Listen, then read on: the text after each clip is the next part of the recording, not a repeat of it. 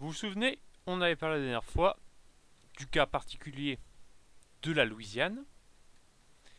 Et maintenant, il nous faut revenir au cours d'une troisième et dernière grande partie sur la fin de la Louisiane française, et notamment en étudiant l'un des plus grands problèmes qui s'opposent au maintien de la France dans la zone. C'est bel et bien quelque chose que j'ai évoqué en fil rouge, l'expansionnisme américain. Donc l'expansionnisme des États-Unis, cette jeune et nouvelle nation qui est appelée à devenir, mais personne ne le sait encore à l'époque, même si d'aucuns le pressentent, l'une des plus grandes puissances du monde. Donc après une sorte d'idylle entre la France et les États-Unis, qui était consécutive à l'aide de la seconde par la première, vous savez, Rochambeau, Lafayette, la baie de la Chesapeake, Yorktown. Vous avez de très beaux tableaux, de très beaux livres sur cette guerre d'indépendance américaine à laquelle la France a participé, d'ailleurs pour laquelle elle s'est ruinée. Et bien après cette idylle initiale, les relations entre les deux pays n'avaient pas tardé à se tendre pour aller jusqu'à ce que j'ai déjà évoqué, ce qu'on appelle la quasi-guerre.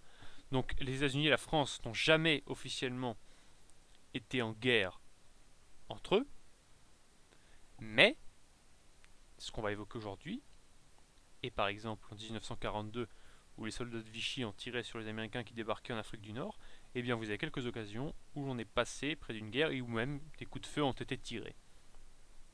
Pourquoi? Eh bien, en grande partie à cause de la chose suivante. Les conflits européens renaissent avec la Révolution française, et notamment sur tout l'antagonisme franco-britannique qui se rallume en 1792 et qui prend une forme très particulière qui est bien connue entre les deux pays, c'est une guerre maritime.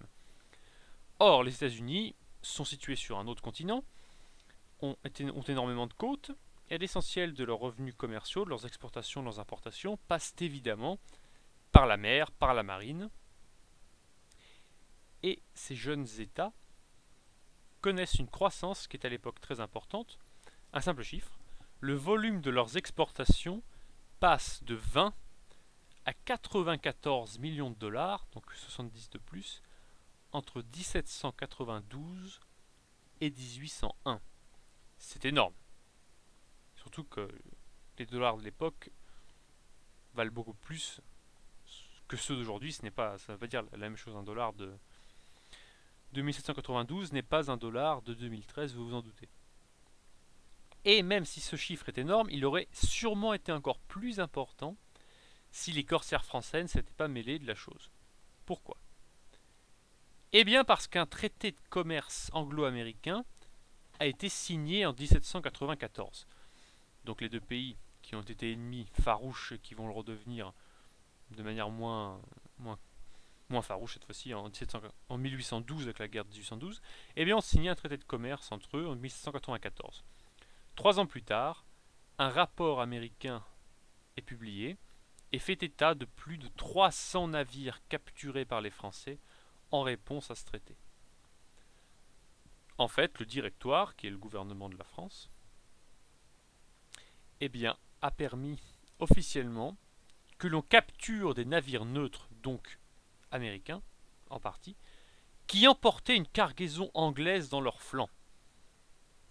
C'était si grave, jugé si grave par les États-Unis, que l'US Navy s'est tout de même mis sous la protection tacite de la Royal Navy. Je ne sais pas si vous vous rendez compte de la symbolique de la chose. Et cette quasi-guerre a même encore monté d'un cran quand les Américains ont décidé de ravitailler Saint-Domingue en pleine révolte.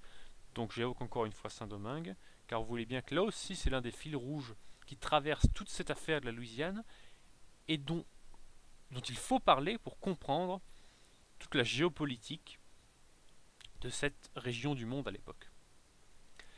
Les choses s'arrangent un petit peu avec l'arrivée de Bonaparte au pouvoir, avant de s'envenimer de nouveau, car Washington demande à Paris 20 millions de francs au nouveau gouvernement, cette fois-ci pour la perte de 800 navires depuis le début du conflit. Bon, quand on dit 800 navires, c'est pas 800 vaisseaux de ligne avec plus de 100 canons et 1000 hommes d'équipage. Non, c'est essentiellement des petits navires de commerce, mais tout de même, c'est énorme, 800 navires. Et comme les caisses de la France sont vides à l'époque, le problème a été ajourné. Et donc n'est pas réglé. Et à toutes ces questions commerciales qui restent en suspens, s'ajoute le fait que ça aussi, on l'a vu, les anciennes 13 colonies commencent déjà à connaître un trop-plein de population et doivent s'agrandir. C'est pourquoi, symboliquement, cette barrière que forment les Appalaches à l'ouest, cette chaîne de montagnes, est franchie et deux nouveaux États sont créés par-delà les Appalaches, le Tennessee et le Kentucky. Au-delà, toutes les terres sont espagnoles depuis 1762. C'est évidemment la Louisiane qui est en train de redevenir française. Or, la plupart des dirigeants américains voyaient ces vastes territoires non pas vraiment espagnols, mais comme en suspens. C'est-à-dire qu'ils pensaient que l'Espagne était trop faible pour pouvoir les garder longtemps, et qu'un jour ou l'autre, d'une manière ou d'une autre, ils devraient nécessairement devenir américains. Et d'ailleurs, la Floride a été achetée par les Américains en 1819. Donc tout ça, ça préfigure un peu la doctrine Monroe des années suivantes. Donc cette doctrine du président Monroe qui dit, grosso modo, que le continent américain est réservé comme une chasse gardée aux Américains et que les non-américains, donc les Européens, n'ont plus à y mettre les pieds pour décider du sort de ces États. C'est pourquoi la perspective d'un retour de ces terres dans l'orbite française vient ruiner tous les beaux espoirs des Américains. Car ils passeraient, même ils passent, d'un État qui est très affaibli, qui n'est plus du tout la puissance dominante du monde, on n'est plus dans le siglo de oro que l'Espagne a connu, au contraire, même, je crois que je l'avais déjà dit, pratiquement perdre toutes ses colonies à la fin des guerres napoléoniennes, qui sont pourtant immenses, vous savez, ça va de la Floride à l'Argentine. Donc la perspective de voir la Louisiane repasser entre les mains d'un pouvoir fort, car il ne faut pas se voiler la face, la France est à l'époque l'un des pays les plus puissants du monde, avec l'Angleterre évidemment, plutôt le Royaume-Uni, et des beaux parleurs en Amérique demandent même une entrée en guerre immédiate contre Paris, ou au moins l'occupation de la Floride et de l'embouchure du Mississippi. Donc on en est arrivé à ce point-là. Je vous avais cité le cas du sénateur du Delaware dans la dernière vidéo, qui était prêt à lui aussi à faire la guerre. Donc le président Jefferson, qui est plutôt pacifiste, a rejeté ces propositions, mais a tout de même ordonné quelques préparatifs militaires au cas où. Donc la tension a grimpé, comme je dis dans la dernière vidéo, avec l'annonce de l'arrêt des privilèges de navigation sur le Mississippi et de toutes les problématiques liées à la Nouvelle-Orléans. Or, tout cela menaçait d'asphyxier tous les planteurs que j'ai déjà évoqués, et le fleuve, il faut savoir que le Mississippi est autrement plus stratégique que ce qu'on pourrait bien imaginer. En fait, on estime qu'il convoie à l'époque 3/8 de la production américaine, ce qui est énorme. Et peu à peu, le Pacific Jefferson semble lui aussi acquis à l'idée de la guerre et déclare même, je cite, « Il est un point sur le globe dont la possession par un pays étranger est pour nous un danger certain, c'est la Nouvelle-Orléans. » Donc c'est un peu ce que l'Angleterre dit à l'époque par rapport à la France qui occupe la Belgique.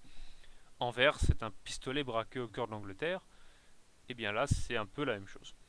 Et justement, à propos d'Angleterre, à propos de Royaume-Uni, on va voir que le deuxième élément qui empêche le maintien pérenne de la France en Louisiane est évidemment cette vieille épée de Damoclès, ce vieil ennemi, ce terrible ennemi de la France, qu'est Londres, et on verra les menaces liées à l'Angleterre au cours de la prochaine vidéo.